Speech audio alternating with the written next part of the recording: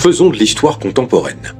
Valéry Giscard d'Estaing, ancien président de la France, avait fait l'objet, quand il était encore vivant, d'une plainte pour agression sexuelle à l'encontre d'une journaliste allemande. Je rappelle que lors de cette plainte, il était déjà âgé de 94 ans.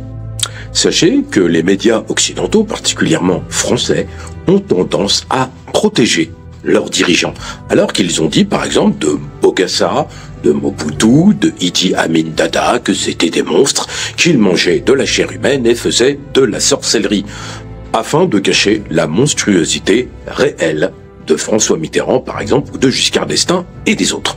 Ils ne vous diront jamais par exemple que le général de Gaulle a été l'un des grands criminels du XXe siècle, on ne le voit que comme un libérateur.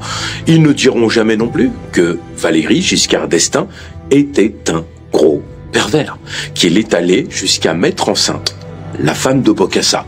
Vous savez pas qui c'est Bokassa? Attendez, on va refaire un refresh. C'est de l'histoire contemporaine, hein, mais ça fait partie de l'histoire aujourd'hui.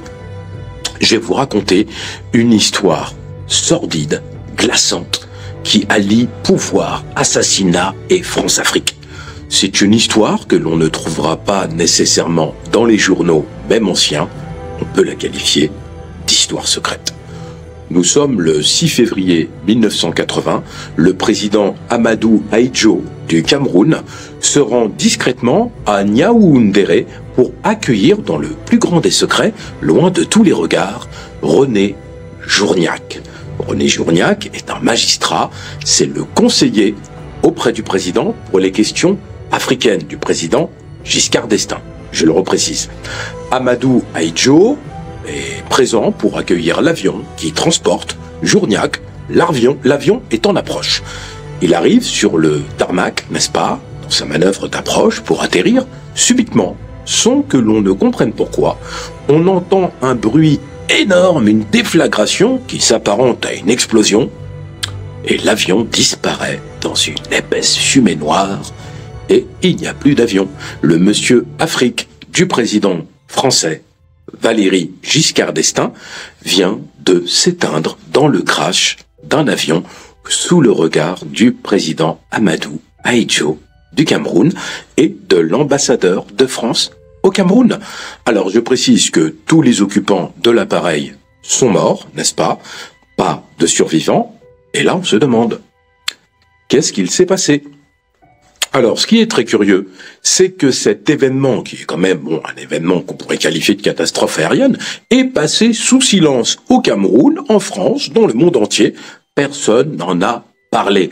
On se serait attendu à dire voilà, catastrophe aérienne au Cameroun, que ça fasse la une du Cameroun Tribune, par exemple, ou de la presse française, surtout qu'un magistrat conseiller spécial du président est mort. Non. C'est qu'en fait, non, on n'en parle pas, parce qu'en vérité, c'est pas qu'il fallait cacher le fait qu'un avion se crache, c'est parce que c'était peut-être pas un accident, mais surtout, on ne voulait peut-être pas parler de la rencontre entre Ahidjo et Journiac. Mais pourquoi? Alors, je vais vous le dire, c'est que ça, on le sait par d'autres sources, en réalité, René Journiac a été tout simplement exécuté par son président qu'il servait, Valéry Giscard d'Estaing, avec la complicité affirmée du président Omar Bongo du Gabon. En effet, l'avion dans lequel se trouvait René Journiac n'était pas n'importe quel avion. C'était l'avion présidentiel du président Omar Bongo.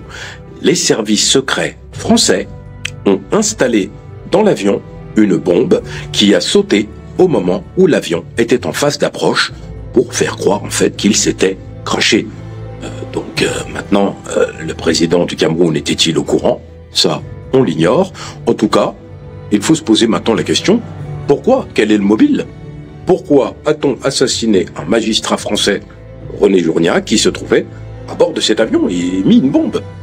Le 1er août 1979, Valéry Giscard d'Estaing demande à son conseiller, René Journiac, de ramener à la raison le président de la Centrafrique, Bokassa. Parce qu'en fait, Bokassa voulait se rapprocher de Kadhafi. Et je rappelle que Kadhafi était alors en guerre avec la France de manière indirecte au Niger. Et Giscard a décidé que Bokassa devait partir. Voilà, voulait plus de Bokassa, Kadhafi, pas du tout. Et donc il envoie Journiac qui transmet le message à Bokassa. Si vous ne le savez pas, je le rappelle, Bokassa avait quand même un sacré caractère. Bokassa, fou de rage contre Journiac, prend sa canne de bois et frappe Journiac sur la tête. Voilà, il le frappe. Il bondit sur lui pour le frapper, le martyriser, le tabasser.